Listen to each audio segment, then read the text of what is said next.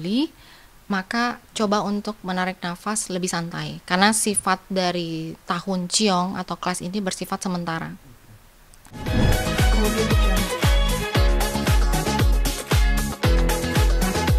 Penyanyi cilik yang seperti Ra gitu kan. Dan gongnya adalah dia sempat menyanyikan lagu Ojo Dibandingke di depan presiden di Istana Negara saat perayaan kemerdekaan tahun ke-77.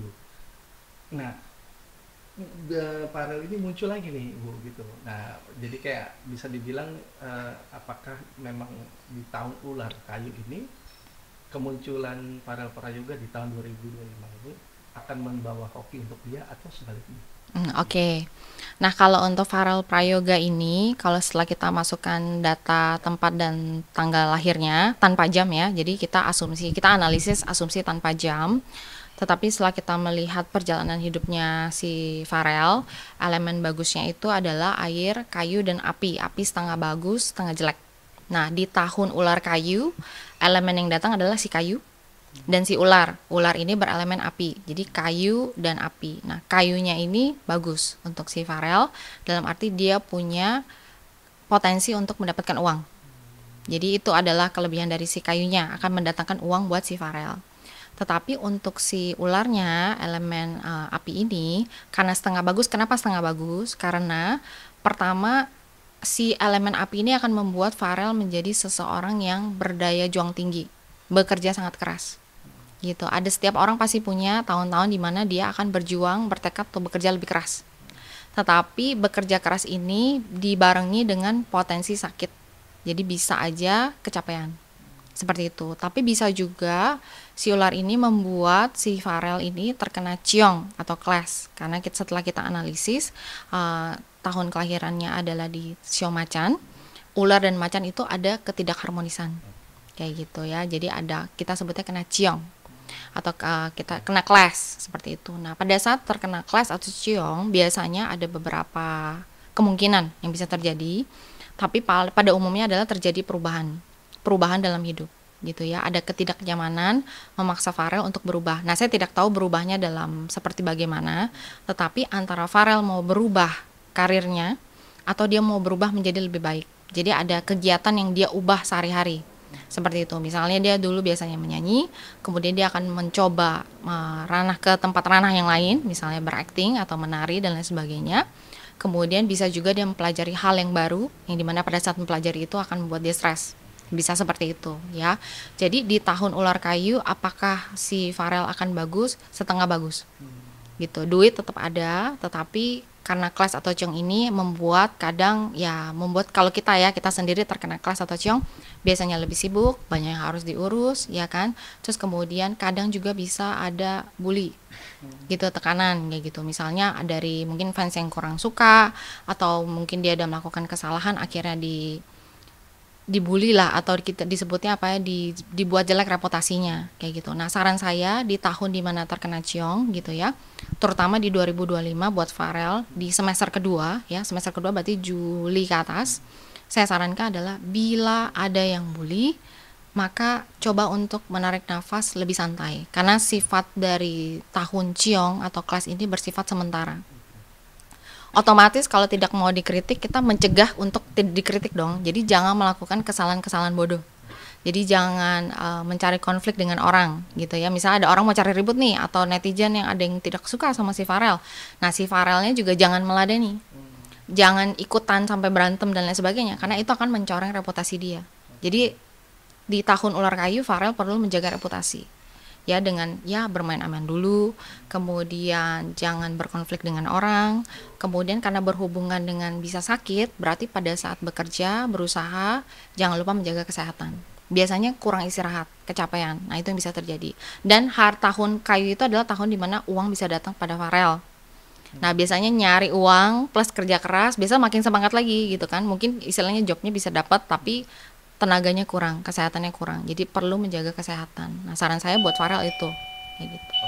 Jadi bisa dibilang yang bicara tadi masalah adanya pembulian ini kan berkaitan, memang kalau kita mati memang si transisi ya, bisa dibilang transisi usia apa namanya Farel sendiri yang mungkin saat ini udah beranjak remaja gitu. Dulu kan mungkin kecil suaranya melengking, nah ini agak seret-seret, terus nggak tinggi juga, nggak tinggi lagi suaranya gitu. Nah ini bisa dibilang apakah itu menjadi salah satu faktor juga gitu dengan akhirnya mungkin Farel nggak viral atau nggak se-hoki yang saat dia masih kecil gitu. Ya. Jadi sebenarnya bisa ada kemungkinan itu. Kalau Cheong atau Clash biasanya ada perubahan gitu. Kita biasa sebutnya potensi perubahan. Nah, perubahan ini bisa yang terpaksa dia harus berubah atau dia berpikir dia sendiri mau berubah. Dengan adanya suara yang mungkin kualitasnya kurang baik, sebenarnya Farel punya pilihan. Kalau dia tetap mau menyanyi, dia masih bertekad mau menyanyi, maka dia harus berlatih, memperbaiki suaranya. Entah latih nafas dulu atau berlatih supaya bisa bernafas panjang dulu ya kan, sampai nanti suaranya sudah lebih matang. Bisa aja seperti itu. Cuma jangan dipaksakan, karena sakit itu bisa juga dengan sakit tenggorokan kan, bisa juga pita suara terluka dan lain sebagainya. Jadi saran saya jangan dipaksakan, tetap dalam sesuai dengan kemampuan dan sumber dayanya Farel. Jadi Farel harus bisa mengetahui oke, batasnya dia sampai di mana. Kayak gitu. Jadi kalau tahunnya itu adalah tahun kena Cheong, pasti dia mau berubah. Jadi antara dia berubah beneran mau melatih suaranya supaya menjadi jauh lebih baik dengan versi dewasanya, atau yang kedua mungkin dia berubah, oke, mungkin menyanyi bukan pilihan saya saat ini. Kayak gitu. Mungkin dia akan memilih coba yang lain. Karena kan masih ada cara yang lain, bisa aja menari, bisa aja berakting dan lain sebagainya. Itu bisa saja mungkin terjadi. Tetapi pada saat tahun terkena Cheong kan tidak nyaman ya, perubahan itu selalu tidak nyaman, tetapi hasilnya belum tentu minus, belum tentu negatif ya. Kalau kita sebutnya tahun Cheong itu adalah ujian untuk naik kelas. Sebelum ujian kan stres dulu ya kan, belajar dulu ya, kemudian istilahnya cari tahu dulu kira-kira besok ujian apa gitu kan, semalaman pokoknya pusing. Tapi kalau kita siap, kita bisa menjalani ujian dengan baik, hasilnya kita naik kelas. Nah, begitu juga dengan Farel. Jadi udah tahu nih di depan mau ada ujian, maka Farel perlu bersiap dulu. Kalau perlu belajar, apapun yang bisa dipelajari, pelajari. Capek sedikit tidak apa, karena masih muda kan, salah masih oke, kayak gitu. Tetapi menurut saya satu sisi lagi juga perlu menjaga supaya diri jangan terlalu stres berlebihan. Ya, karena bully kita tidak bisa mengontrol orang lain kan, tapi kita bisa mengontrol diri kita sendiri. Dengan demikian kalau misalnya ada bully datang, kalau ada orang yang tidak suka atau mengkritik kita, anggap itu sebagai ya ujian untuk naik kelas lah, memberikan kita tantangan, tapi kalau bisa kita lewati, kita akan jadi lebih kuat dan kita bisa naik kelas.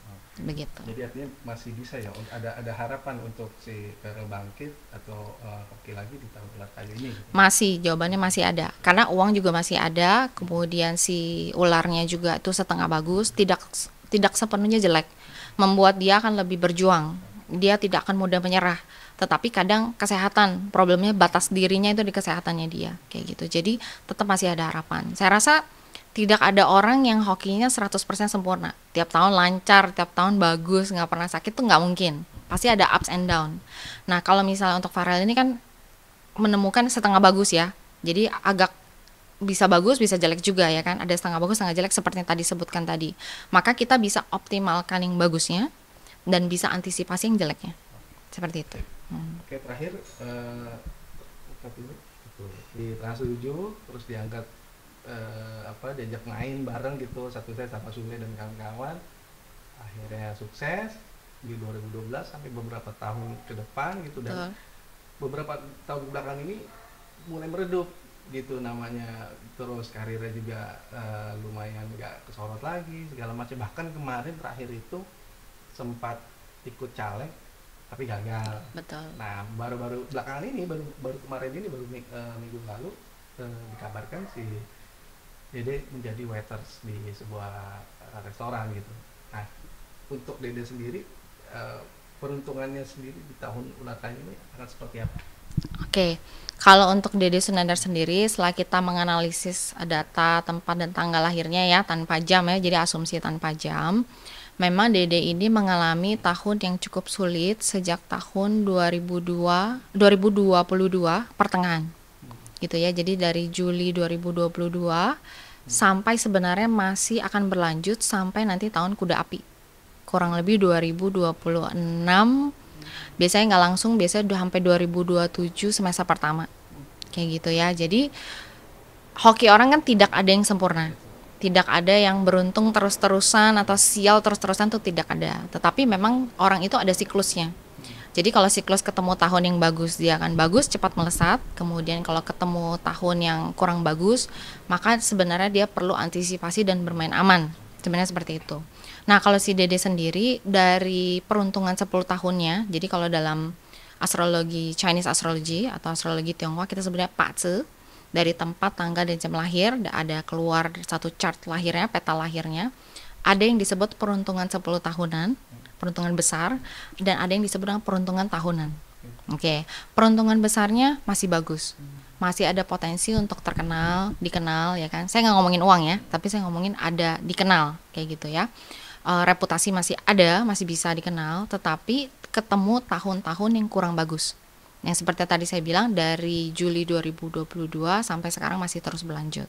Ya, jadi kalau untuk tahun ular kayu untuk si Dede, pertama ada potensi bocor uang. Bocor uang berarti ada kemungkinan kebocoran keuangan. Saya nggak tahu bocornya kemana karena kan kita perlu analisis lebih detail lagi. Tetapi potensi bocor uangnya itu ada. Dengan demikian, apa sih solusinya? Semua orang pasti punya bocor uang. Nah, sarannya kita adalah pertama bayar semua hutang semampu kita, ya, jangan perbesar hutang, ya kan. Kemudian yang kedua, hindari spekulasi. Karena kalau kita spekulasi atau investasi resiko tinggi atau kita menaruh modal di bisnis yang kita tidak ketahui, kita nggak tahu nih bisnisnya bagus atau enggak, kayak coba aja lah, mudah-mudahan bisa gitu, cuma pakai doa gitu kan ya, itu kan berarti resikonya tinggi. Kita nggak pelajari bisnisnya, kita nggak tahu apakah prospeknya bagus, daerah yang dibuka itu cocok atau enggak gitu kan, main asal buka saja. Nah, itu namanya spekulasi tinggi. Nah, kita harus hindari itu. Kemudian kita perketat pengeluaran kita, karena kan bagaimanapun juga tahun bocor uang butuh ada tabungan untuk jaga-jaga. Dan yang terakhir adalah kita menyarankan banyak beramal. Jadi meskipun kita sedang kesulitan, kita tetap harus jawab kebocoran keuangannya itu dengan mengeluarkan uang kita. Gitu. Cara paling gampangnya adalah kita mengeluarkan untuk amal atau donasi. Kayak gitu. Karena banyak orang kaya dunia sedekah, betul, sedekah. Jadi mau menyumbang ke korban bencana alam atau panti asuhan gitu ya. Jadi kalau menanam, tanamlah di ladang yang subur. Pada saat kita bersedekah juga harus bersedekah di ladang yang subur kepada orang yang benar-benar membutuhkan, kayak gitu. Jadi si Dede ini di tahun ular kayu pertama ada kemungkinan bocor uang, ya. Jadi disarankan untuk lebih mindful dalam menjaga keuangannya, kayak gitu. Kemudian yang kedua, ada kayunya ini membuat si Dede ini harus memperhatikan kesehatan, gitu. Jadi apa yang dia makan, kemudian bagaimana istirahatnya dan lain sebagainya, kayak gitu. Jadi Dede perlu memperhatikan kesehatan dan keuangannya di tahun ular kayu, kayak gitu. Apakah dia tidak bisa comeback? Jawabannya bisa, tapi butuh tahun yang bagus, yaitu setelah sekitar Juli 2027 ke atas, gitu. Selama dia masih mau berusaha. Perlu diketahui semua orang tidak ada hoki yang sempurna, pasti ada ups and down. Ini kebetulan ketemu tahun-tahun yang agak kurang, gitu. Dengan demikian si Dede disarankan adalah di tahun yang agak kurang, khususnya dalam masalah uang ya, dan kesehatan lebih perhatian. Terus kemudian ada cara lain. Cara lain adalah pada saat hoki kita kurang, maka kita bisa meminjam hoki orang lain. Dengan caranya adalah misalnya kalau misalnya Dede di dalam dunia entertainment, siapa yang lagi hits atau siapa yang lagi viral, nah dia bisa menjaga relasi yang baik dengan orang itu. Karena bisa aja dapat hoki dari dia, dapat job dari dia, dikenalin dari dia, karena dia sedang hokinya sedang bagus tahun itu, kayak gitu. Yang paling gampang ya kita lihat siapa yang lagi viral, siapa yang lagi bagus, bukan asal nempel aja gitu, cuma kita jalin komunikasi yang baik gitu dengan mereka, kayak gitu. Karena pada saat hoki kita kurang bagus, kita bisa meminjam hoki orang, yaitu kita tetap memperluas relasi kita untuk istilahnya tetap berkomunikasi dengan mereka. Jadi silaturahmi jangan diputusin semua. Meskipun diri mungkin sekarang mungkin agak kurang gitu ya, lagi ada penurunan gitu ya, tapi tetap buka diri untuk bisa berkomunikasi dengan orang, ya kan. Gimana pun juga orang kan nggak ada yang terus-terusan sukses atau terus-terusan bagus. Kadang kalau lagi down, lagi agak kurang bagus gitu, kadang bertemu dengan orang yang tepat bisa membantu. Seperti itu ya. Jadi disarankan tetap terbuka untuk bisa ya ngobrol dengan orang, meskipun cuma ngobrol saja dan lain sebagainya. Tapi untuk dalam hal hoki keuangan, saran saya apa yang bisa lakukan lakukan. Ya, menurut saya berubah pekerjaan menjadi seorang waiter bukan suatu hal yang buruk ya. Karena hari ini waiters besok jadi manajer kita mana tahu. Yang penting kitanya tetap berusaha bekerja untuk menjadi lebih baik, ya kan? Yang kemarin mungkin sempat salah ya kan ya. Di tahun yang kurang dia menjadi caleg menghabiskan uang yang begitu banyak gitu kan ya. Sebenarnya kalau dari kita sendiri feng shui biasanya kita akan melihat hokinya kita bagus nggak sih buat caleg. Kalau enggak kan mendingan kita simpan aja uangnya, begitu kan ya. Begitu juga berbisnis. Bagus nggak saya berbuka bisnis? Saya mulai di tahun ini oke nggak? Kadang problemnya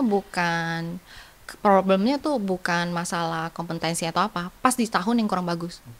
Jadi kita pas lagi bisnisnya bagus, marketnya oke gitu, tapi pas hokinya kita lagi jeblok, lagi bocor uang kayak gitu ya. Jadi akhirnya bisnisnya tidak bisa berkembang atau tidak bisa balik modalnya. Seperti itu. Jadi feng shui sebenarnya bukan vonis ya. Ini bukan vonis tapi memberikan sebuah alat bantu, memberikan kita gambaran, oke, sebenarnya tahun kapan yang bagus untuk memulai. Nah, feng shui bisa memberikan insight seperti itu, memberikan wawasan seperti itu. Oh, tahun kapan sih saya boleh mulai? Atau misalnya dia caleg nih belum bisa nih kemarin. Sebenarnya mungkin timingnya aja, dia perlu tahun yang bagus. Di tahun itu mungkin 5 tahun yang akan datang dia caleg mungkin ceritanya bisa berbeda gitu karena dia akan bertemu di tahun yang bagusnya dia. Nah, seperti itu. Jadi, kalau si Dede di tahun ular kayu memang masih belum tahun yang luar biasa, tetapi tahun yang buruk tidak bukan berarti akan buruk 365 hari, tidak. Di dalam tahun yang kurang tetap ada bulan-bulan yang bagus. Nah, jadi jangan berpikir bahwa ini akan menjadi gelap, tidak seperti itu. Tetap berusaha, tetap melakukan perjuangan lah untuk tetap bisa bertahan hidup, untuk bisa mendapatkan keuangan yang baik dan sambil mengelola.